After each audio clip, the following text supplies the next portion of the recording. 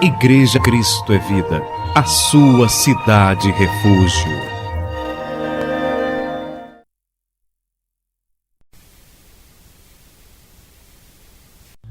Vamos abrir a Bíblia Sagrada na Epístola de Paulo aos Hebreus, Hebreus capítulo 12, versículo 14. Dá um pouquinho mais de som para mim no altar. Hebreus 12, 14. E esta é a segunda mensagem que o pastor traz à igreja sobre o tema: sem santificação ninguém verá o Senhor. Nós iniciamos quarta-feira à noite esta série de mensagens, esta série de pensamentos. Vamos continuar hoje pela manhã e vamos continuar à noite também, o mesmo tema, o mesmo assunto, viu? Então, Hebreus capítulo 12, versículo 14. Então diz assim a palavra do nosso Deus: segui a paz com todos e a santificação, sem a qual ninguém verá o Senhor.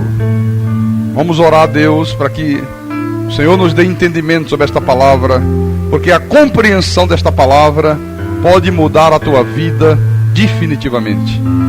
A tua vida, ela vai ser o reflexo disto aqui. Vamos orar a Deus agora em nome de Jesus. Oremos ao Senhor. Senhor nosso Deus e nosso Pai, Deus bom, Deus bendito, Deus de infinita bondade e misericórdia, Deus criador dos céus e da terra, Deus de Abraão, Deus de Isaac, Deus de Jacó. Tu és o nosso Deus e nós somos o teu povo, o povo que o Senhor formou dentre todos os povos da terra, diz a tua palavra, para o louvor da tua glória. Aqueles que o Senhor predestinou em amor, aqueles cujos nomes estão arrolados nos céus, cujos nomes o Senhor mesmo escreveu no livro da vida. As tuas ovelhas, os teus pequeninos, os teus filhos amados, os teus filhos benditos. E nós estamos aqui nesta manhã de domingo, meu Senhor, neste domingo de um sol maravilhoso que faz com que os seus raios iluminem de uma maneira maravilhosa a cidade de Recife. No início deste verão do ano 2000, estamos aqui para ouvir a tua voz, para ouvir a tua palavra, para alimentar o nosso espírito, para fazer aquilo que Pedro exortou na sua epístola: crescer na graça e no conhecimento de nosso Senhor e Salvador Jesus Cristo. Queremos aprender de Ti, para que possamos viver uma vida da maneira que o Senhor se agrada, para que tenhamos a nossa vida edificada sobre rocha, não sobre areia, mas sobre um fundamento sólido, meu Deus, para que quando vierem as chuvas, quando os rios transbordarem, quando soprarem os ventos, a casa permaneça firme e nunca desabe, porque ela foi bem construída. Usa-me, Senhor Jesus, nesta manhã. Inspira-me a falar da tua palavra. Capacita-me a ensinar ao teu povo, meu Senhor. Inspira-me pela unção do teu Espírito Santo, porque a minha suficiência vem de ti. Eu mesmo não teria capacidade alguma de falar da tua palavra. É o teu Espírito que nos capacita a isto. E que tudo que for pregado aqui nesta manhã seja para a honra, para louvor, para a glória do nome de Jesus Cristo. Em nome do Senhor, e todos que creem digam amém e amém. Graças a Deus. Então, meus amados irmãos, igreja de Jesus Cristo, povo abençoado por Deus, quando Paulo escreveu aos Hebreus, e Paulo disse: segui a paz com todos e a santificação, sem a qual ninguém verá o Senhor, o apóstolo São Paulo estava falando neste versículo aqui, neste ensinamento, da disciplina de Deus. Paulo está falando esta palavra num contexto que ele vem desenvolvendo, que Deus disciplina todo filho que ama, para que nós participemos da sua santidade. Paulo não está falando aqui da salvação da vida eterna, porque a vida eterna não depende e nunca vai depender de qualquer tipo de ação tua, de qualquer obra que você tenha feito ou que você venha fazer. A tua salvação, o teu direito à vida eterna com Deus, é algo que o próprio Deus concedeu a você, como concedeu a mim também, graciosamente. Nós já cansamos de ver aqui na Bíblia, Efésios 2:8, quando o apóstolo diz: porque pela graça sois salvos, mediante a fé. E isto não vem de vós, é dom de Deus. E ele complementa no versículo 9, não de obras, para que ninguém se glorie. Então, se você imaginar que a tua salvação depende de você fazer alguma coisa para ter santificação, então você anulou toda a palavra. Então você passou a se tornar o autor da tua salvação. Você que é o autor da tua salvação, quando a Bíblia diz que Jesus é o autor da nossa salvação. Então como é que nós compreendemos isto aqui? Qual foi a grande confusão que foi gerado e foi introduzido dentro da igreja de Jesus por falta de discernimento, por não compreender de uma maneira correta esta palavra? É que os antigos pregadores, por falta de revelação de Deus, quando leram este versículo aqui, então eles começaram a pregar para a igreja e dizer: meus irmãos, segui a paz com todos e a santificação, sem a qual ninguém será salvo. Eles imaginavam que esta palavra estava se referindo à vida eterna, à salvação. Então, sem santificação, ninguém será salvo, ninguém terá salvação. E quando os antigos crentes vinham aos pastores e perguntavam aos pregadores: que santificação é esta? Como é a santificação? Quando eram as mulheres, ele dizia: essa santificação é não usar calça comprida, é não poder cortar o cabelo, é não poder pintar as unhas, é não poder usar uma maquiagem, é não poder ir a uma praia, é não poder assistir uma televisão. Quando eram os homens, dizia: essa santificação é não poder usar uma bermuda, não pode usar uma camiseta, não pode jogar um futebol, não pode isso, não pode aquilo. E então lançaram sobre a igreja, lançaram sobre o povo de Deus uma lista enorme de proibições que acabou gerando um fardo pesado na vida espiritual das pessoas. E as pessoas passaram a viver um regime de escravidão.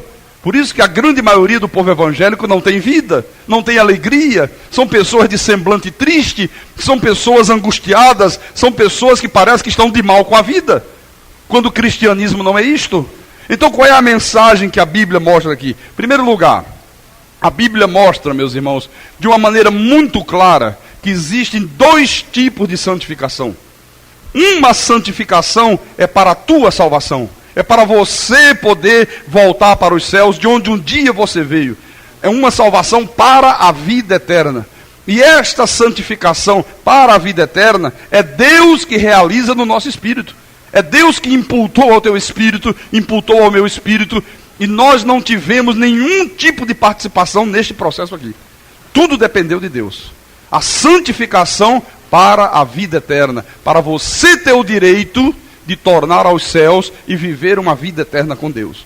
Eu vou te mostrar isso com a Bíblia na mão, nesta mesma epístola aos Hebreus, capítulo 10, versículo 14, e aí vem a revelação da graça de Deus. Você só pode compreender isto se você conhece o Evangelho da graça de Deus. Se uma pessoa fica numa igreja a vida inteira, somente ouvindo os pregadores falar de Mateus, Marcos, Lucas e João, ela não conhece o Evangelho, ela não conhece Bíblia, ela não entende a verdade de Deus, e aí acaba ficando vítima, escravo de doutrinas de homens. Então o que diz aqui? Diz assim: porque com uma única oferta aperfeiçoou para sempre quantos estão sendo santificados. Quer dizer que o apóstolo está dizendo que com uma única oferta, o sacrifício do corpo de Jesus, o sangue derramado na cruz do Calvário, ele aperfeiçoou para sempre quantos estão sendo santificados. Quer dizer que na cruz do Calvário o Senhor te aperfeiçoou para sempre, o teu espírito está perfeito para sempre. Tudo aquilo que era necessário se fazer para que você se reconciliasse com Deus, para que você tornasse outra vez a Deus, o Senhor fez através do sacrifício, com um único sacrifício. E aí você percebe que já não existe mais nenhum sacrifício a ser feito. O sacrifício de Jesus da cruz em favor da tua salvação foi único e definitivo. Amém? E para sempre. Você crê nesta palavra? Então diga graças a Deus. Fala para o teu irmão do lado: o Senhor te aperfeiçoou para sempre. Diga: o teu espírito está perfeito para sempre. Diga para sempre, não é até a semana que vem não. Agora, na primeira epístola aos Coríntios, 1 Coríntios capítulo 1, versículo 30, vamos ver aqui o que Deus fez em favor da nossa vida. Aí ele diz assim: mas vós sois dele, em Cristo Jesus, o qual se nos tornou, da parte de Deus, sabedoria e justiça e santificação e redenção. Então ele está dizendo aqui, tudo aquilo que Deus fez em teu favor. É algo que você não participou, você não teve nenhuma participação nisto aqui. Isto foi uma obra graciosa do Espírito Santo em favor da tua vida. Por isso você é um cristão, por isso você é um crente em Jesus, por isso você saiu das trevas e veio para a maravilhosa luz de Deus. Não dependeu de ti, não dependeu de mim, não dependeu da oração do teu pai, da oração da tua mãe, não dependeu de um pastor. Isto foi algo que Deus fez graciosamente. Ele se nos tornou, da parte de Deus, o quê? Sabedoria e justiça e santificação e redenção. No versículo 2, deste mesmo capítulo 1, da primeira epístola aos Coríntios, Paulo diz: a igreja de Deus que está em Corinto, aos santificados em Cristo Jesus. Quer dizer que a igreja de Deus, ela está o quê? Santificada. Quem é que santificou a igreja? O Senhor Jesus Cristo. A igreja espiritualmente está santificada. O teu espírito está santificado. Mas ele diz: chamados para ser santos, com todos os que em todo lugar invocam o nome de nosso Senhor Jesus Cristo, Senhor deles e nosso. Então veja só, a igreja está santificada, o Senhor santificou, o Senhor com uma única oferta, Ele nos aperfeiçoou para sempre, Ele se nos tornou, da parte de Deus, sabedoria, justificação, redenção, né? Tudo Ele fez na nossa vida, graciosamente, mas todos aqueles que foram santificados espiritualmente pelo Senhor, têm uma chamada de Deus para viver uma vida de santidade. Então o que você tem que compreender é que o que garante a nossa estada no céu, o que garante a tua salvação, o que garante o teu retorno a Deus, é esta santificação que o Senhor Jesus Cristo imputou graciosamente no teu espírito. Isto é o que garante você, isto que garante você estar salvo, isto que garante a tua vida eterna. Então a igreja de Jesus tem que compreender, meu irmão, que o Senhor Jesus imputou no nosso espírito toda a santificação que nós precisamos para a salvação. Isto foi uma obra do Espírito Santo. Mas eu tenho que viver uma chamada de Deus, eu tenho uma chamada de Deus para viver neste mundo, enquanto nós estivermos neste corpo de carne, uma vida de santificação, que é outro tipo de santificação. Não tem nada a ver com esta santificação do Espírito para a vida eterna.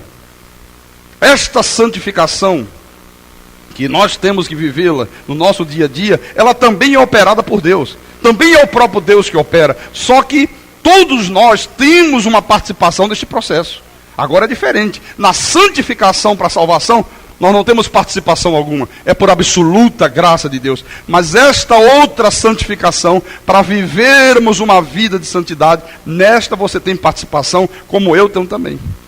Esta santificação, que é a que Paulo se refere aqui em Hebreus, vai depender em muito, preste atenção nisso, olha, vai depender em muito da maneira com que você cuida da tua vida espiritual.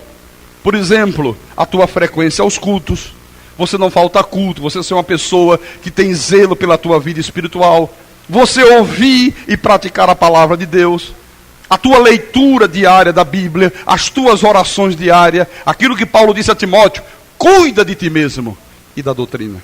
Se você cuidar de ti mesmo, se você tiver o cuidado de observar todas essas exigências de Deus, então a palavra de Deus, ela vai gerar na tua vida esta santificação aqui que Paulo diz.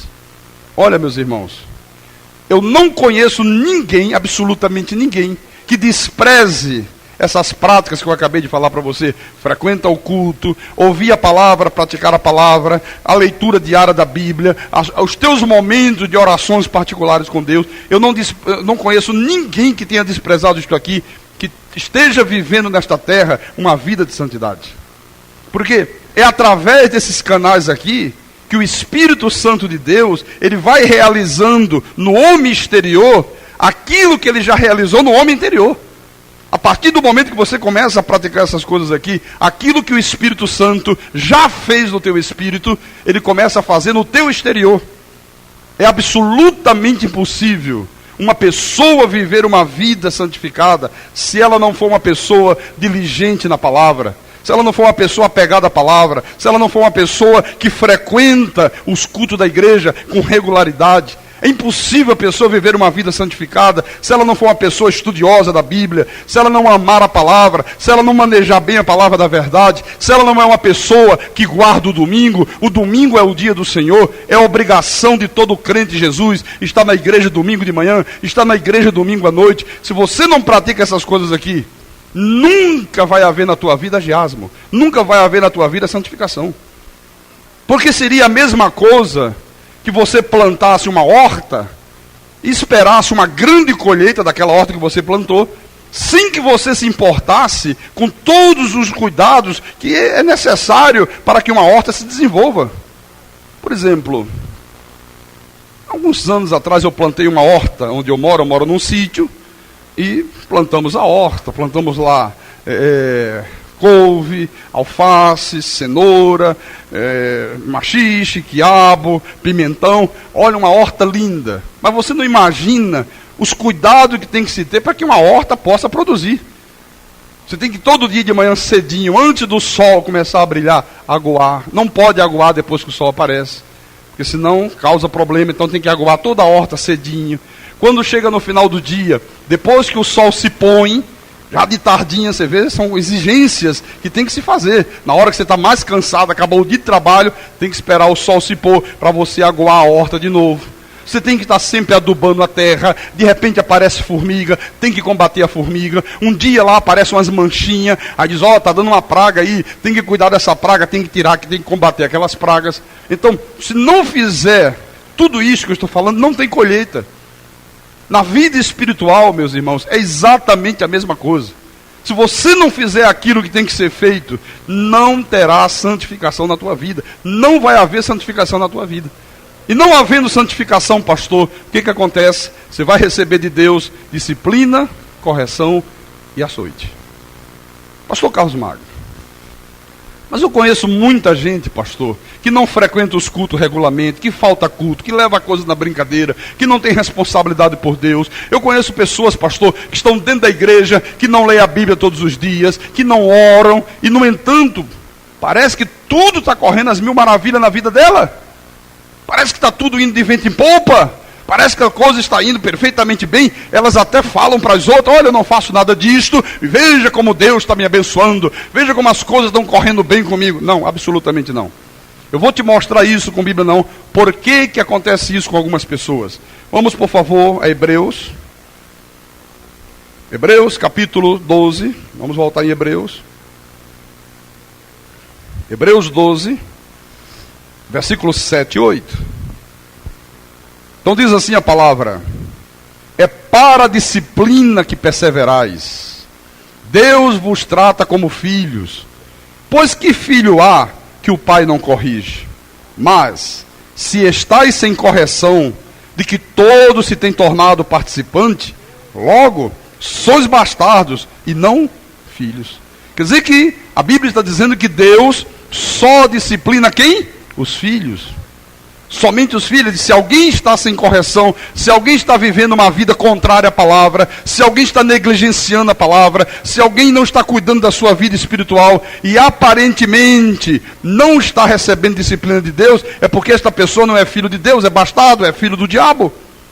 Deus só disciplina os filhos. Se você é filho de Deus, olha, você faz uma coisinha assim errado e você sente de imediato que Deus está disciplinando você. Como nós fazemos com os nossos filhos, porque Deus te ama, porque Deus quer o melhor para você, Deus te disciplina, meu irmão, para que você participe da sua santidade. Os filhos do diabo não.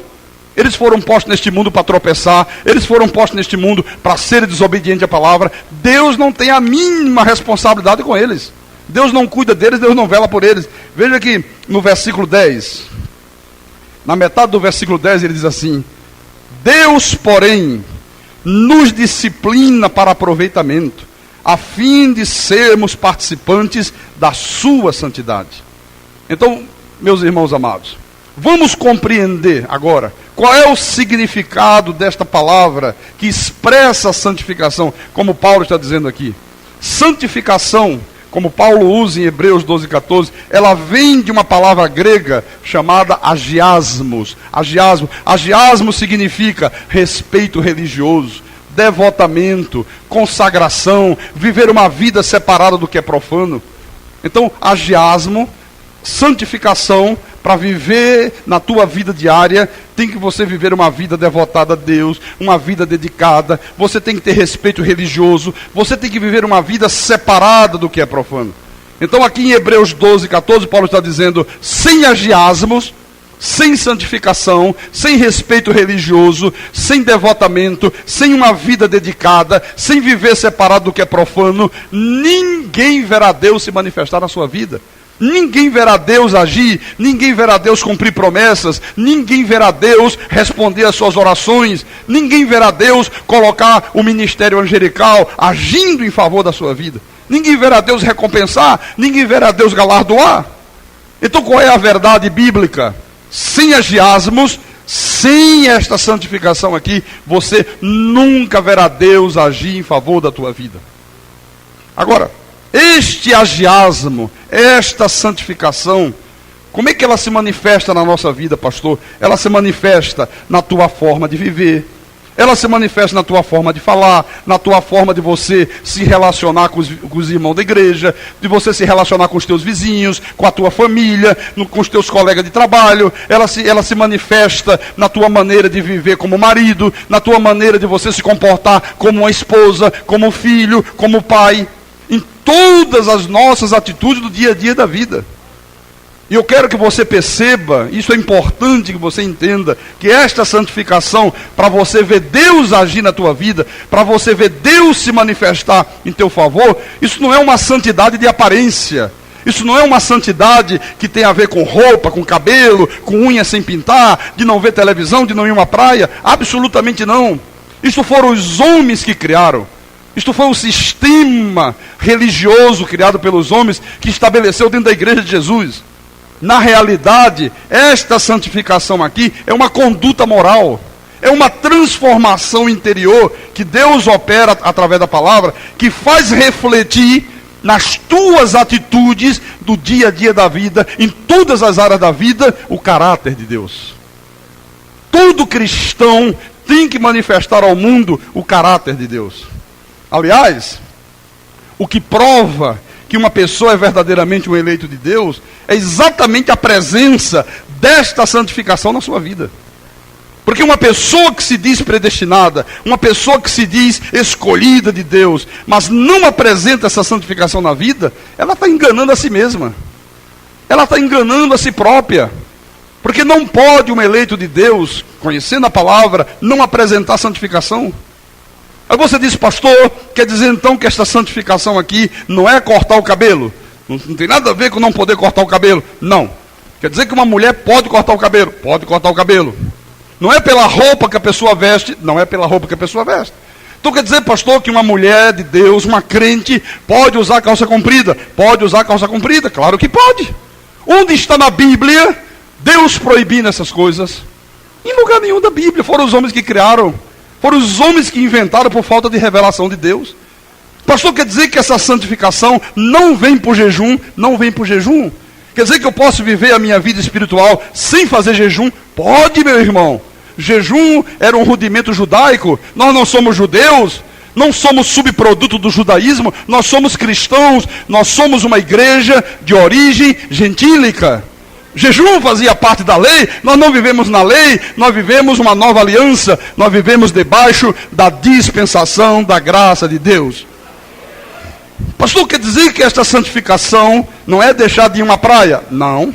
Então posso ir à praia? Pode ir à praia, meu irmão. Você acha que Deus ia criar uma praia maravilhosa, né? Um mazão imenso desse aí para dizer, olhe para lá, mas você não tem direito de ir lá? Você acha que Deus é maluco? Você acha que Deus ia fazer uma coisa dessa? Você pode ir à praia, não tem problema algum, meu irmão. O problema é que colocaram na mente do povo de Deus que todas essas coisas que os homens inventaram é que é santificação. Que santificação é a roupa, é o cabelo, é a unha sem pintar, é não poder ir a uma praia, é não poder ir a um cinema. E as pessoas imaginam Que a santificação vem através de jejum, vem através de sacrifício, vem através de vigílias, e o povo de Deus pratica todas essas coisas, e você não vê o povo de Deus com a vida santificada. Este é o que é o grande drama. Pastor, então como é que vem esta santificação? Vou te mostrar. João capítulo 17. João capítulo 17, versículo 17. O Senhor Jesus disse assim: santifica-os no jejum. É isso que está na Bíblia. Mas você vê o povo de Deus aí querendo se santificar com jejum, né? Olha como jejua o povo de Deus. E apesar de todo o jejum que se faz, você vê aí maridos que tratam mal as esposas, esposas que tratam mal os maridos, crente com Bíblia debaixo do braço que mente, que rouba, que é desonesto, que tem ódio no coração, que deixa a esposa, arranja um amante. Olha, nós vemos tanta, e dentro da igreja, meu irmão, jejuando, orando, e joelho no chão, e praticando todas essas coisas. Porque a igreja está equivocada. O Senhor disse: santifica-os na verdade. A tua palavra é a verdade. Então as pessoas pensam que a santificação, ela é operada na nossa vida, jogando o rosto no chão, lambendo o pó da terra, deixando com que as mulheres cresçam o cabelo e façam aquele bolo de noiva na cabeça, né? Você vê, às vezes, as irmãs crentes aí da lei, aquele bolo de noiva, parece um bolo confeitado de casamento, né? Andando pelo meio da rua, aquele cabelão. Oh, isso é a santificação. Às vezes imagina que essa santificação é não depilar as pernas, as mulheres com as pernas cabeludas, parece uma samambaia chorona. Isso não traz santificação nenhuma. Isto é fanatismo religioso, meu irmão. Isso não tem nada a ver com Deus. A Bíblia diz que o que traz santificação é a palavra. Só através da palavra, da graça de Deus, só através do Evangelho, é que o Espírito Santo pode gerar em você santificação. Não há outra forma. À medida que você vai ouvindo a palavra e você vai praticando a palavra, então o Espírito de Deus vai criando em você o caráter de Deus. Como assim, pastor? A pessoa que mentia não mente mais. Aquela pessoa que era desonesta não é mais desonesta. Aquela pessoa que defraudava o próximo não defrauda mais o próximo. Aquela pessoa que era uma pessoa irada, sem controle, uma pessoa vingativa, uma pessoa violenta, se torna uma pessoa mansa, se torna uma pessoa dócil. É este o caráter de Deus que o Espírito vai gerando em você através da palavra. Quer dizer, a palavra, através do Espírito Santo, ela vai gerando em você um temor a Deus muito grande. Ela vai gerando um respeito religioso. Ela vai gerando em você uma dedicação. Ela vai gerando em você um devotamento muito grande. A pessoa não falta mais aos cultos. Ela não consegue mais faltar culto da igreja. Sabe, ouvir a igreja para ela passa a ser uma necessidade imperiosa. A mesma necessidade que você tem de tomar café da manhã, de almoçar, de jantar, você passa a ter em relação à vida espiritual. A pessoa começa a se envolver com a obra de Deus, ela passa a ser fiel a Deus nos dízimos, ela passa a ser generosa nas ofertas, ela passa a ter um comportamento exemplar. Você lembra que Jesus disse: vós sois sal da terra, vós sois luz do mundo. Como é que um crente pode ser sal da terra, pode ser luz do mundo, se ele não tiver o caráter de Deus? As pessoas imaginam que ser sal da terra, ser luz do mundo, é através da roupa. Não, meu irmão, não é através de roupa. Roupa não muda ninguém. Quem vivia essa coisa de roupa eram os fariseus. E Jesus disse: vocês são sepulcros caiados, brancos por fora uma aparência de santidade, uma aparência de pureza, por dentro cheio de ossos de morto, cheio de imundícia. Então, meus irmãos amados, uma pessoa que tem agiasmo, uma pessoa que tem santificação, uma pessoa que ouve a palavra e pratica, e que o Espírito Santo está verdadeiramente agindo na vida dela, ela não usa mais roupas sensuais. Não é essa coisa de não poder usar, tem que usar uma saia lá, cobrindo o último dedinho do pé. Não, isso é fanatismo. Onde está na Bíblia, eu queria que alguém me mostrasse aqui na Bíblia Sagrada, onde está na palavra de Deus o cumprimento da saia das mulheres? Onde está isso aqui? Acima do joelho, no meio do joelho, abaixo do joelho, cobrindo o último dedinho do pé. Onde está isso na Bíblia? Não existe na Bíblia. Mas a pessoa que tem santidade, a mulher de Deus, que tem este agiasmo, ela não usa mais roupas sensuais. Por exemplo, ela usa uma saia normal. Às vezes bota uma saia aqui, sensual, quando senta, né? O pastor tem que olhar para o outro lado, porque é um problema quando fica no primeiro banco da igreja. Mas uma mulher que tem santidade, que tem agiasmo, ela usa uma saia normal, uma saia composta, ela tem jeito de sentar, ela não usa roupa transparente. Uma mulher que tem santidade, uma moça que tem santidade, ela não usa decotes provocantes, sabe? Ela não usa essas modas que você vê hoje aí. Colocaram um rasgo aqui na saia das mulheres, né? Os criadores de moda, a mulher começa a usar aquela saia com o rasgão aqui de lado. Sabe para que é aquilo ali? Para a mulher se expor, como se fosse objeto do desejo dos homens. Então quando a mulher anda, que ela faz assim, o rasgo faz assim. Aí, aí. Uma mulher de Deus, mulher que tem santidade, não usa mais esse tipo de roupa. Ela pode usar uma calça comprida? Pode. Às vezes de calça comprida, está muito mais bem vestida do que de saia. Às vezes você está com uma calça comprida e você está muito mais bem vestida, muito mais composta do que se estivesse de saia. Então isto é que é agiasmo. A pessoa não diz mais palavrão, a pessoa não conta mais piadas imorais, ela se torna uma pessoa perdoadora, ela se torna uma pessoa mansa, ela se torna uma pessoa bondosa. Toda pessoa que tem santificação, ela tem esses requisitos aqui. Então, a igreja de Jesus, meu irmão, o povo de Deus é santificado pela palavra. Diga pela palavra. Diga pela palavra. Veja por favor Efésios capítulo 5. Efésios 5, versículo 25. Olha o que diz aqui. Maridos, amai vossa mulher, como também Cristo amou a igreja, e a si mesmo se entregou por ela, para que a santificasse, tendo-a purificado por meio da lavagem de água pela palavra. Quer dizer que o que lava a igreja, o que nos lavou, não foi você mergulhar num rio, não foi você se batizar num batistério. Eu ouço os pastores dizer, irmão, tem que batizar nas águas. Na hora que você batiza nas águas, você está lavando os teus pecados. É mentira. Você está se purificando. Não, 1000 vezes não. O que lava a igreja, o que nos lavou, o que nos regenerou, foi a palavra, diz a Bíblia. A maioria do povo evangélico entra num batistério, um pecador enxuto e sai um pecador molhado. Não muda nada, meu irmão. Continua com as mesmas malignidades de antes, o mesmo coração perverso, os mesmos maus pensamentos, os mesmos desejos malignos, porque acha que a água é que lava, a água é que regenera, e a Bíblia diz, não, é a palavra. Quanto mais você recebe a palavra dentro do teu coração, quanto mais a palavra chega na tua mente, desce para o teu coração e você pratica a palavra, mais você vai apresentar o caráter de Deus no teu viver diário. É através da palavra. Agora, receber a palavra não é apenas você ouvir a palavra e dizer amém, amém. Não, não. É muito mais do que isto. Veja o que diz Tiago. Tiago capítulo 1, versículo 19. É o livro seguinte, né? Tiago capítulo 1, versículo 19. Tiago, o irmão do Senhor Jesus, disse assim: sabei estas coisas, meus amados irmãos. Todo homem, pois, seja pronto para ouvir, tardio para falar, tardio para se irar. Porque a ira do homem não produz a justiça de Deus. Portanto, despojando-vos de toda impureza e acúmulo de maldade, acolhei com mansidão a palavra em vós implantada, a qual é poderosa para salvar a vossa alma.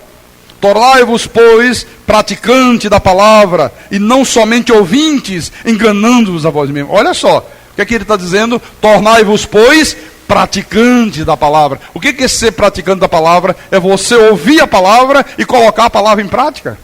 Se a palavra diz, Jesus disse, amai os vossos inimigos e orai pelos que vos perseguem. Você tem que praticar isto, rapaz. Você tem que amar o teu inimigo. A pessoa é teu inimigo, quer te fazer o bem, não deseja o mal a ela, ora por ela. Se você puder fazer o bem, faça o bem àquela pessoa. Foi isso que Jesus ensinou. Isso é para ser colocado em prática. Como é que a maioria do povo de Deus faz? Se aparece o inimigo, ele age com maior ferocidade do que o inimigo. Ele quer destroçar o inimigo, ele quer pagar, né, pedra com pedra, ele quer usar a lei de talião. Não é isso que a Bíblia diz. Se a Bíblia diz que é para perdoar, tu tens que ser uma pessoa perdoadora. É praticar a palavra. Se a Bíblia diz, marido, amai as vossas esposas como Cristo amou a igreja, tu tens que amar a tua esposa, meu irmão. Tu tens que ser um exemplar marido. Tu tens que ser um marido bom. Tu tens que ter cuidado com a tua mulher. Tu tens que amar a tua mulher. Tu tens que desejar o melhor para a tua mulher. A tua esposa não é uma empregada de luxo. Será que todos os homens crentes evangélicos têm amado as esposas como Jesus amou a igreja? Duvido. Duvido. Eu recebo telefonemas aí de pessoas de outras igrejas, pastor, fale na rádio, pastor, explique na rádio, porque o meu marido, pastor, olha, é Bíblia debaixo do braço, toda tarde ciclo de oração, e faz muito jejum, e faz muito sacrifício, mas pastor é um verdadeiro cavalo dentro de casa. Cavalo batizado nas águas ainda por cima, né? Eu ouço essas reclamações aí toda hora e todo instante. Por quê? Porque ouve a palavra e não pratico a palavra, ok? Então, não basta apenas ouvir.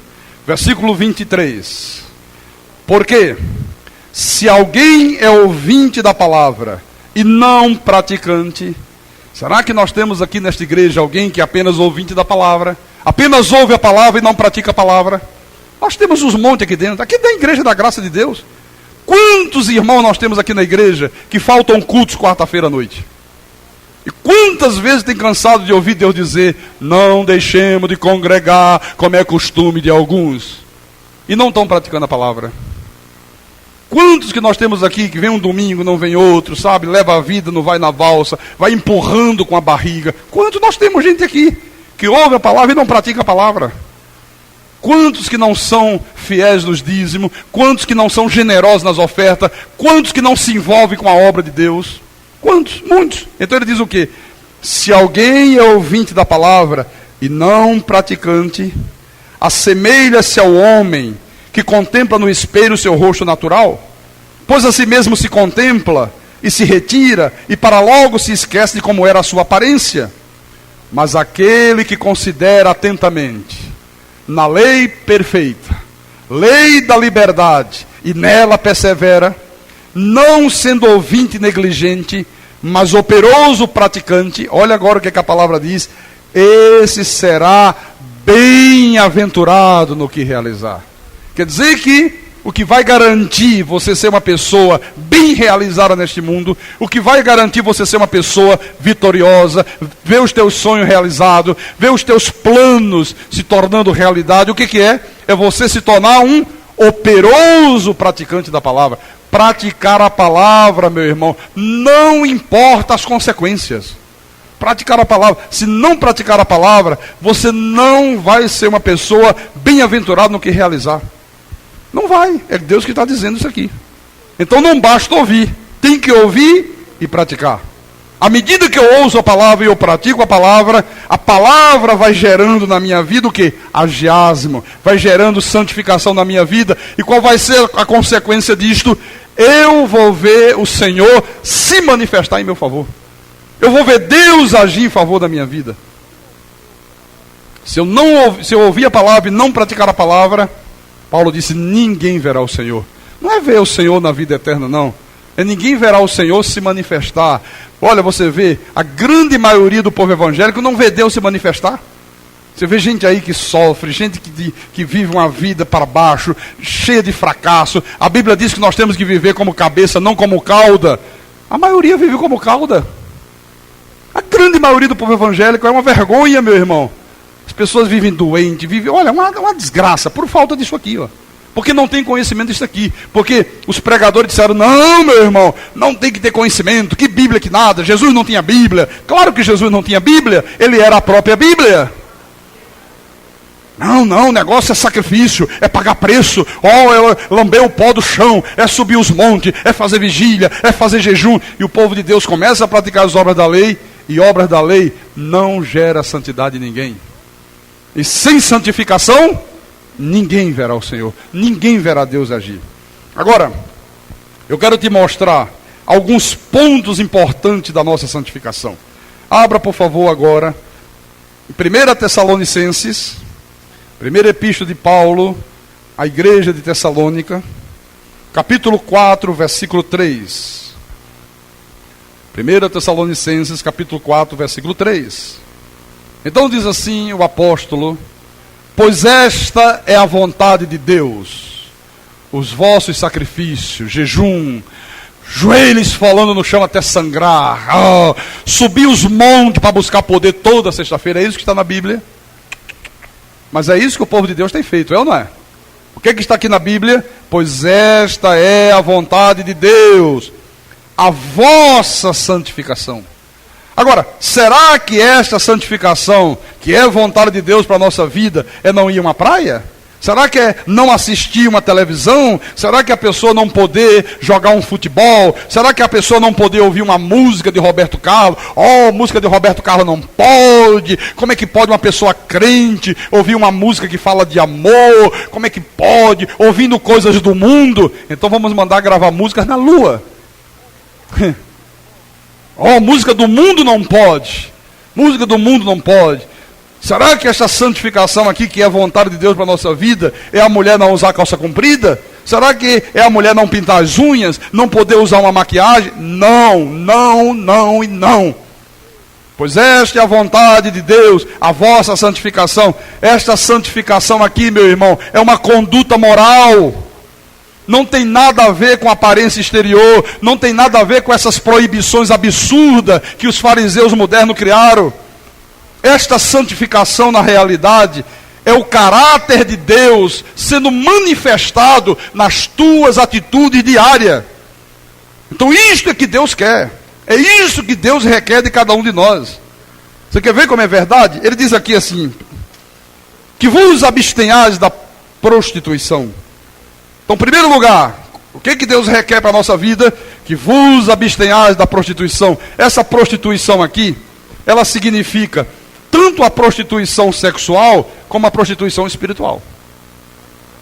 A prostituição sexual, todos nós sabemos. E hoje, no mundo de hoje, mais do que nunca, né? Até um jovem aí de 10 anos, 9 anos, sabe o que é isso. Meu filho, o Renan, tem 9 anos, sabe coisas que na idade dele eu não sabia. Mas hoje, com os meios de comunicação, com televisão, com rádio, com as coisas que se ensinam nos colégios, olha, é uma coisa tremenda, né? Criança logo cedo já sabe de tudo. Então, prostituição sexual, todos nós já conhecemos. A prostituição sexual, meu irmão, aliás, nós temos vivido numa sociedade onde a prostituição passou a ser uma coisa absolutamente normal. Aquilo que diz Isaías, passaram a chamar o mal de bem e o bem de mal. Você quer ver um exemplo? A sociedade de hoje, sociedade moderna, essa sociedade permissiva, essa sociedade podre que nós vivemos, os dias de hoje, uma moça dizer que é virgem é motivo de chacota. É motivo de gozação, todo mundo goza. Mas como é que pode? No mundo de hoje? Não, eu não acredito, não é possível. Você com 15 anos dizendo que é virgem, isso não existe. Como é que pode uma coisa dessa? Você está fora da realidade, ou você está por fora. Irmãos, isto é no colégio, as coleguinhas de colégio. Porque hoje encontrar uma moça virgem, aí nesse mundão aí fora, é como você encontrar um grão de areia na praia. Porque a sociedade criou isto. É motivo de zombaria, é motivo de chacota. Porque hoje as mocinhas namoram com o rapaz. Conhece o rapaz de manhã, 9 horas da manhã, encontrou o rapaz, achou bonitinho, começou um namoro, um flerte, 9h30 está no motel. É o que a sociedade criou, é o que a sociedade estabeleceu. Ou não é verdade?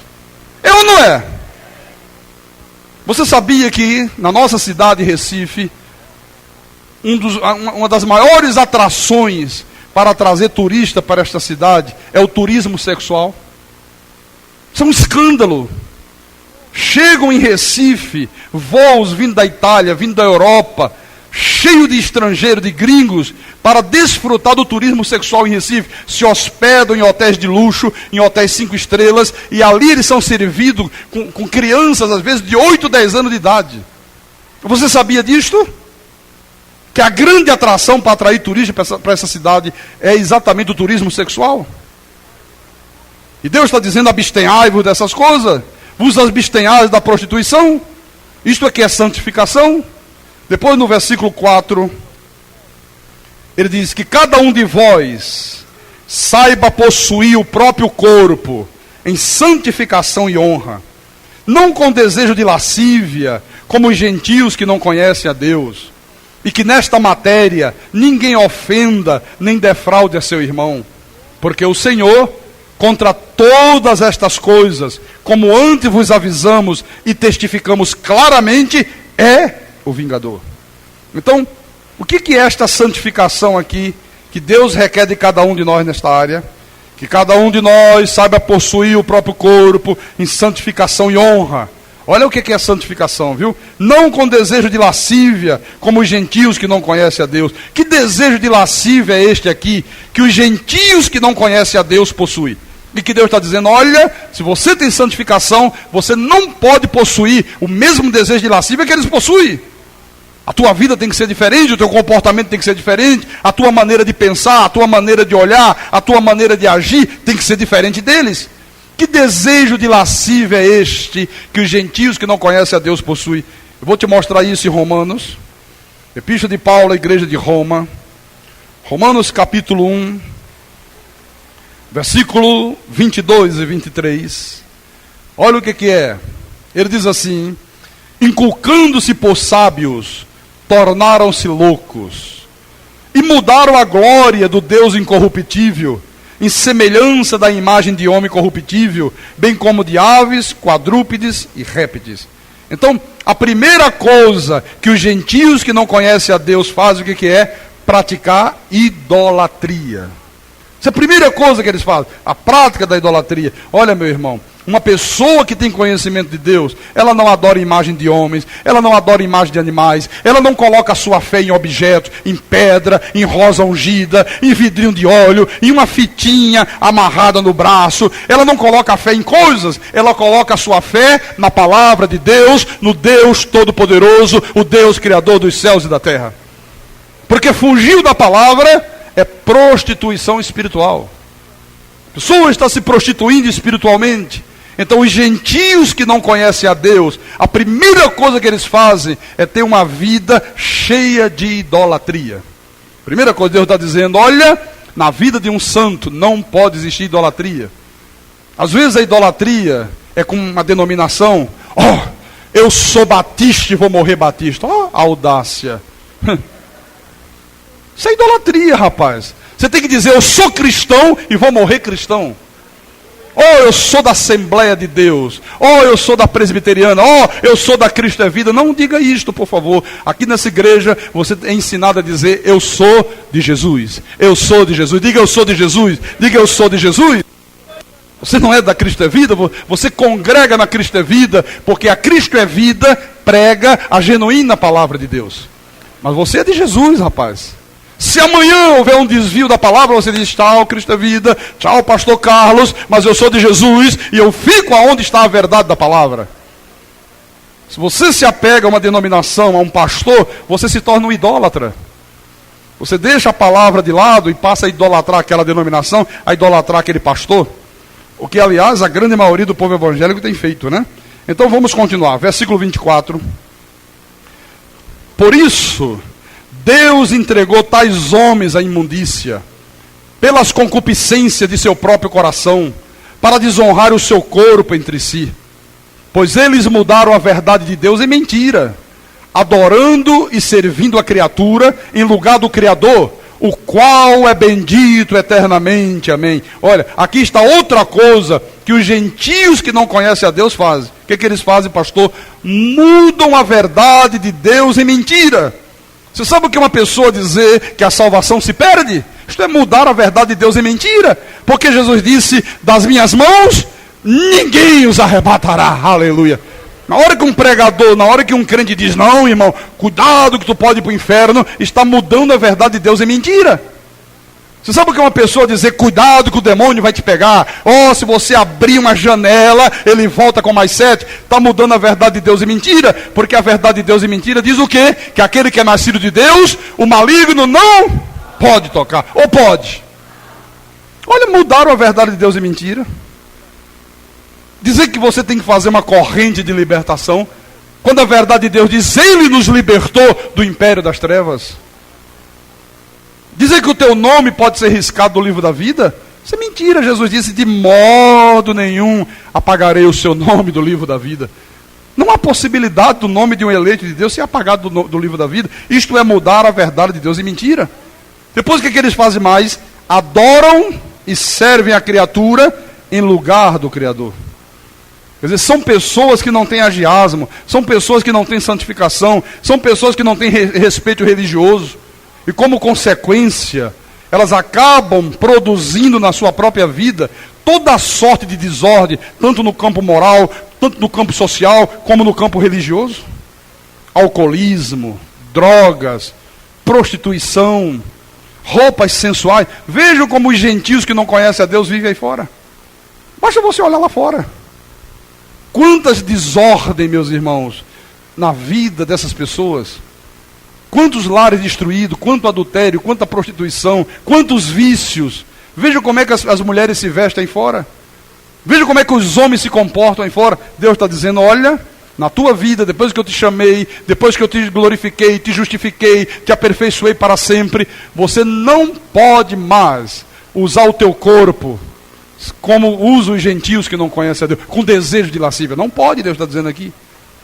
Então, quando uma pessoa pratica essas coisas, vício, alcoolismo, droga, prostituição, roupas imorais, roupas indecentes, uma linguagem profana, palavrão, piadas e tal, todas essas coisas que os gentios que não conhecem a Deus praticam, esta pessoa não está possuindo o próprio corpo em santificação e honra. E Deus está dizendo, eu exijo de você santificação. Que cada um de vós saiba possuir o próprio corpo em santificação e honra. Depois no versículo 26. Por causa disso, os entregou Deus a paixões infames. Porque até as mulheres mudaram o modo natural de suas relações íntimas por outro contrário à natureza.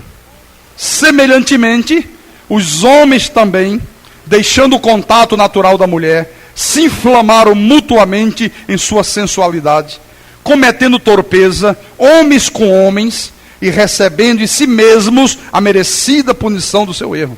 Você vê, no mundo da perdição, no mundo dos gentios que não conhecem a Deus, que tem desejo de lascívia, tudo isto aqui é uma coisa absolutamente normal. Lesbianismo é normal neste mundo. Homossexualismo é normal para a sociedade. É normal.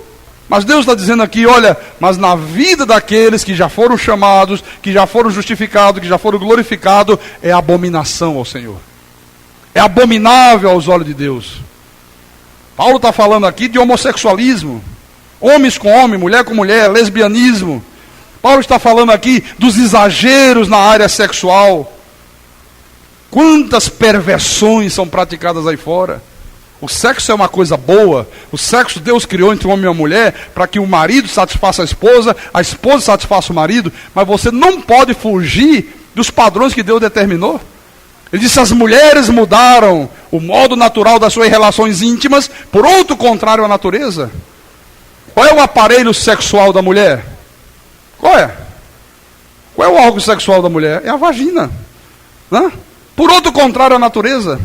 Você já entendeu o que ele está dizendo, né? Então não pode um santo de Deus, uma mulher de Deus, um homem de Deus, praticar esse tipo de sexo.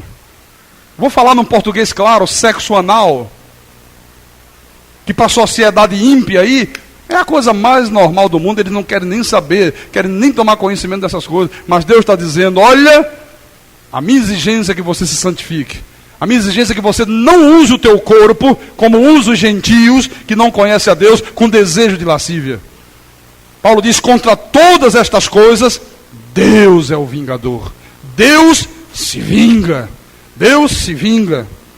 Então, meu irmão, fuja da prostituição, fuja da idolatria, fuja dos vícios, fuja do cigarro, fuja da bebida alcoólica, fuja das drogas, fuja de usar roupas indecentes, roupas imorais, roupas provocantes, fuja de usar uma linguagem que não agrada a Deus, de usar palavras torpes na sua boca. Foge dessas coisas. Tu tens que ter um comportamento exemplar, tu tens que ter um comportamento que expresse para o mundo o caráter do Deus que habita na tua vida para sempre. Porque Em 1 Tessalonicenses, vamos voltar lá nessa epístola. 1 Tessalonicenses, capítulo 4, versículo 7. O apóstolo diz assim: porquanto Deus não nos chamou para a impureza, e sim para santificação. Quer dizer que Deus nos chamou para quê? Para a santificação. Agora, por falta de conhecimento dessas verdades aqui, meu irmão, é que a grande maioria dos crentes não tem visto Deus agir em suas vidas. Às vezes a pessoa ora, pede, e não vê Deus dar resposta. Semana retrasada, o irmão chegou para mim lá em Fortaleza, e ele disse: pastor Carlos Magno, queria falar com o irmão. Foi numa quarta-feira à noite, eles fizeram uma festa de aniversário para mim, de surpresa lá, e quando a gente estava lá comendo um bolinho, tomando um guaranazinho diet, e ele chegou para mim e disse: pastor Carlos Magno, queria falar com o irmão.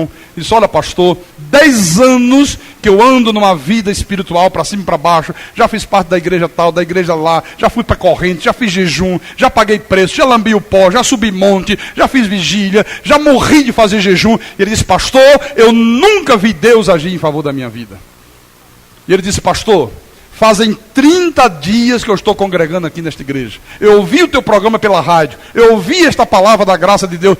30 dias que eu passei a ouvir esta verdade, e em 30 dias eu já vi Deus se manifestar em meu favor. 30 dias, meu irmão, esse eu já vi Deus se manifestar em meu favor, pastor. Quantas são as pessoas, meus irmãos, que estão dentro das igrejas 10 anos, 20 anos, 30 anos, 40 anos, e dizendo: eu vou morrer e nunca vi Deus se manifestar em favor da minha vida. Por que Deus não atende as minhas orações? Por que Deus não se manifesta? Por que Deus não responde? Por que Deus não supre as minhas necessidades? Agora, este processo de santificação aqui, de agiasmo, de respeito religioso, de viver separado do que é profano, de dedicação, de devotamento, isso não é uma coisa que acontece assim no estalo de dedo. Isso não é uma coisa que acontece de repente. A santificação do teu espírito é imediata. No momento que você ouviu a palavra da verdade, o evangelho da tua salvação, e você creu, você foi selado com o Santo Espírito da promessa, e naquele momento o Espírito Santo aperfeiçoou o teu espírito para sempre. Ok? É imediato. Agora, esta santificação no falar, essa santificação no viver, este agiasmos, que Deus requer de cada um de nós, isto é um processo. Isto é um processo que vai se desenvolvendo na tua vida, meu irmão, semana após semana, dia após dia, mês após mês, culto após culto. Você veja em 2 Coríntios, como é exatamente assim como o pastor está te ensinando. 2 Coríntios capítulo 3, versículo 18.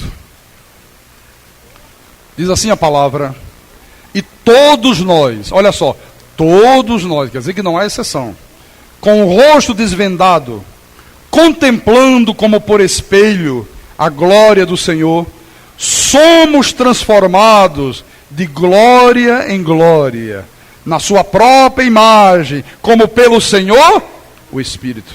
Então o que Deus faz? Deus nos transforma de glória em glória. Nós poderíamos dizer de culto em culto, de semana em semana, de mês em mês, de ano em ano. Deus está sempre nos transformando. Isso é um processo. Por isso que Pedro disse: crescei na graça e no conhecimento. Vida cristã não é uma coisa infrutuosa. Não são águas paradas. Não. É uma coisa viva. É uma coisa que está sempre evoluindo, está sempre crescendo, está sempre se desenvolvendo na tua vida. Então, esta transformação moral, esta postura de vida, meu irmão, é que é a santificação, é que é o agiasmo. Não tem nada a ver com aparência, não tem nada a ver com roupa, não tem nada a ver com não cortar cabelo, não tem nada a ver com a mulher não poder usar um pó de arroz, não tem nada a ver com você não poder ir em uma praia e dar um mergulho em Boa Viagem. Absolutamente não. Agora, um santo de Deus, ele não pode, em hipótese nenhuma, ter uma postura de vida, ter um comportamento, ter atitudes igual a dos gentios que não conhecem a Deus. Isso não pode. Absolutamente não pode. Uma mulher de Deus, ela vai a uma praia, ela não pode usar a mesma roupa de banho que usa uma mulher ímpia.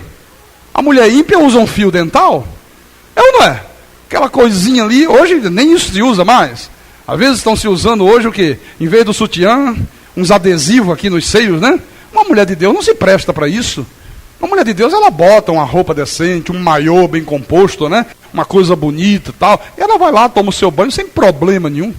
Um homem de Deus, um rapaz, um homem de Deus, ele não vai usar uma tanguinha daquelas que você olha, até eu que sou homem sinto vergonha. Eu digo, meu irmão, o cara vai mostrar isso para mim, deixa eu virar as costas para cá, rapaz. Deus que me livre. Sujeito mais imoral, indecente, rapaz. Não se manca, não tem vergonha na cara. Não. Doutor Edésio gostou dessa, né? Mas não é verdade, Edésio? Eu não é. Tem hora que dá vontade da gente pimba e dá um cascudinho no nariz do sujeito para ele aprender a se comportar, né? Mas é verdade. Agora, um homem de Deus, não. Ele põe lá um short bem composto, né? Uma roupa decente, que ele pode estar na frente de uma mulher, de uma senhora, da mãe dele, de quem quer que seja. Está bem vestido, está composto, e ir na sua praia sem problema nenhum. Absolutamente nenhum. Viu? Não pode ter o mesmo comportamento, as mesmas atitudes, os mesmos pensamentos dos gentios que não conhecem a Deus. É isso que Deus exige aqui. Amém? Segundo aos Coríntios ainda, capítulo 6. Segundo aos Coríntios 6:17. Então Deus diz assim: por isso, retirai-vos do meio deles, separai-vos, diz o Senhor, não toqueis em coisas impuras, e eu vos receberei. Olha, Deus está dizendo, meu irmão, que nós não podemos ter relações íntimas. Você não pode ter um relacionamento muito estreito, sabe? Aquela coisa de convivência com uma pessoa que ainda está nas trevas, com uma pessoa que ainda não tem Jesus no coração. Pensar da maneira que eles pensam, agir da maneira que eles agem. Você vê, Jesus foi convidado para uma festa de casamento, ele foi para uma festa de casamento. Agora eu pergunto, você acha que o comportamento de Jesus naquela festa de casamento era o mesmo comportamento das pessoas ímpias? Não. Você pode, pastor, quer dizer que se alguém me convidar para um casamento, eu posso ir, mesmo sendo casamento incrédulo, se é uma pessoa amiga tua, se é uma pessoa que merece a tua consideração, você pode ir. Só que o teu comportamento naquele lugar vai ser um comportamento exemplar. Quando a turma está lá, bebendo uísque, cachaça, e cerveja, e palavrão para cá, e cigarro para colar, você está num comportamento que as pessoas vão dizer, poxa, quem é esse aí?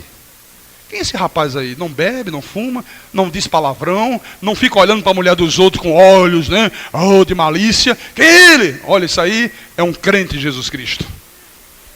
É pelo comportamento, meu irmão. Vê em você um comportamento exemplar. Então Deus está dizendo isso aqui. Retirai-vos do meio deles. Você se separar no que diz respeito às atitudes. Pastor, por que então, pastor Carlos, que muitos crentes têm agido da mesma forma que os incrédulos, têm agido da mesma forma que os gentios que não conhecem a Deus? Porque não tem agiasmos, porque não tem santificação. Porque ao invés dos crentes serem lavados pela palavra, eles vivem procurando se lavar na prática das obras da lei, ou então no batismo das águas. E não é batismo de água, não é prática das obras da lei que vai resultar em agiasmo. Então qual é o resultado, pastor? Uma vida de hipocrisia. A pessoa passa a viver uma vida que deixa muito a desejar, e aí não vê Deus agir em seu favor. Esse é que é o grande drama. Eu já contei aqui na igreja, eu vou contar para terminar a mensagem.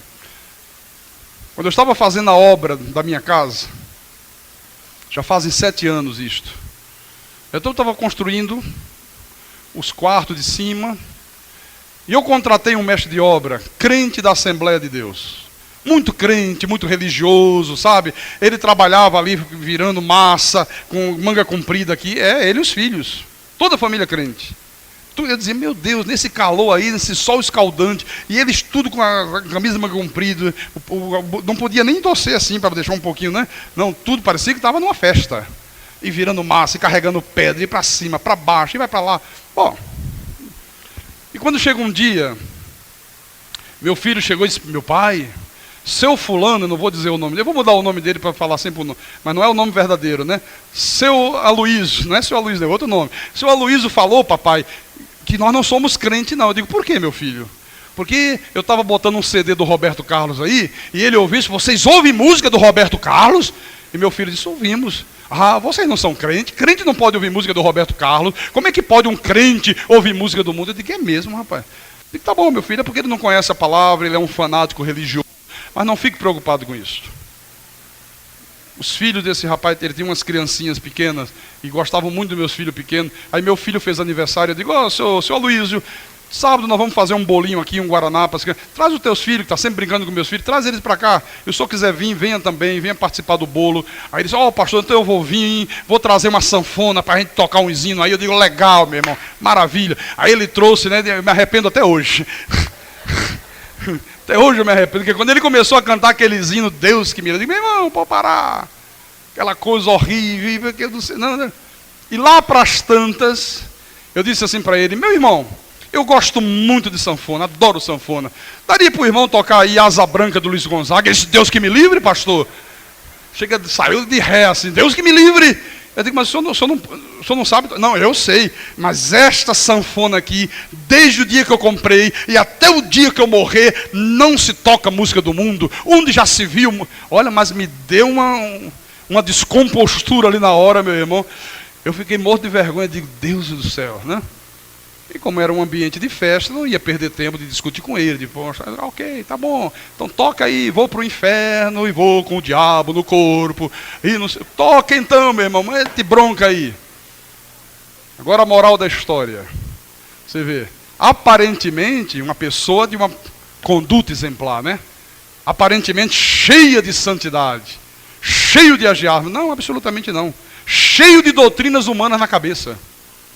Cheio de doutrina de homens. Ele era o responsável pela obra, era uma empreitada. Então quando ele mandava um funcionário embora, ele vinha falar comigo, pastor, estou despedindo um pedreiro, esse não presta, esse fica enrolando, não trabalha, estou mandando embora. Ele não tinha estudo, ele vinha, pastor, dá para o senhor calcular aí a indenização? Trabalhou 2 meses, trabalhou 3 meses, trabalhou 4 meses, então fazia os cálculos, dá tanto. Aí eu dava o dinheiro para ele indenizar aquele funcionário e despedir o funcionário. Isso sempre era feito às sextas-feiras. Aí numa sexta-feira ele mandou um rapaz embora. E eu desci, peguei o carro, ia comprar pão, fui na padaria. Quando eu desci da garagem da casa, aí o rapaz fez assim, pastor, um minutinho. Eu parei, baixei o vídeo e disse, pastor, poxa, não dava para o senhor me dar mais um dinheirinho não, pastor? Eu trabalhei tantos meses, poxa, é tão pouquinho que o senhor me deu. Eu digo, como pouquinho, meu filho, eu calculei tudo direitinho. Seu Aloysio falou para mim, quase que eu digo o nome dele agora de verdade. Parou aqui. Eu digo, ele falou para mim, eu fiz os cálculos tudo certinho. Tá aí, rapaz. Esse quanto que o senhor calculou? Eu digo, olha, eu acho que era R$400 na época, não me lembro assim. Eu acho que R$400. Ele disse, como? 400? Só me deu 200. Eu digo, não, eu acabei de dar para eles 400. Aí eu desci do carro, aí chamei, seu Aloysio, Aloysio, vem cá, seu Aloysio. Aí ele veio, quando ele veio, ele já percebeu que tinha alguma coisa errada, né? Aí quando ele se aproximou, antes de eu falar, ele virou para o rapaz, ô rapaz, o que você está falando com o pastor aí? Eu não já falei para você passar de noite lá em casa, para eu te dar o resto do dinheiro? Rapaz, você falou comigo para dar o resto? O senhor não me falou nada, o senhor me deu esse dinheiro, ainda disse para mim, não. Olha, ainda disse para mim, o pastor disse que é isso aí, acabou, se quiser é isso, não quiser, se vire. Eu digo, não, dê agora para ele o resto do dinheiro. Por que tem que dar mais tarde em casa? Que história é essa, seu Aloysio? Aí ele tirou o dinheiro, deu ao rapaz, depois eu chamei em particular, aí dei-lhe uma exortada, ele chorou, e eu digo, olha, o senhor é um homem já de idade, eu tenho consideração o senhor como um crente de Jesus. Aí expliquei para ele a palavra. E digo, não vou te mandar embora, vou te dar uma chance ainda. Agora, não haja desta forma. Aí expliquei tudo isso que nós estamos ouvindo aqui nessa noite, né? E eu estou dando esse exemplo para você ver, meu irmão, que isto hoje é o que prevalece aí no mundo religioso. A hipocrisia, a dissimulação, a falta de santidade, porque os pastores ensinaram ao povo de Deus que santidade é aparência. Que santidade é a roupa, é o cabelo, é não pintar a unha, não ir à praia. Não.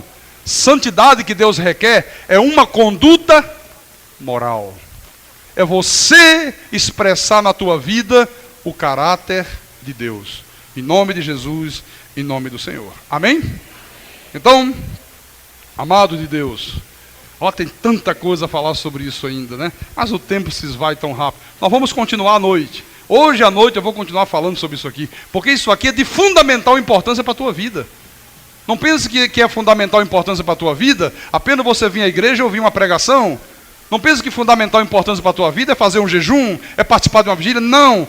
O fundamental para a tua vida é você entender esta verdade aqui, que sem santificação ninguém verá o Senhor, ninguém verá Deus se manifestar em teu favor. Amém? Quem tem ouvidos, ouça o que o Espírito falou à igreja nesta manhã. Aleluia. Louvado seja o nome de Jesus. As obras da lei que santifica o homem é obediência à palavra. O que vale é ter o coração confirmado com a palavra predestinada de sabedoria, com a palavra predestinada de sabedoria.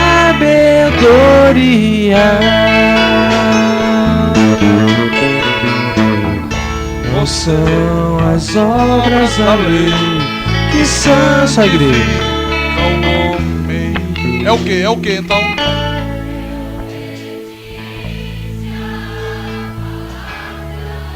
O que vale é ter o coração. O que vale confirmado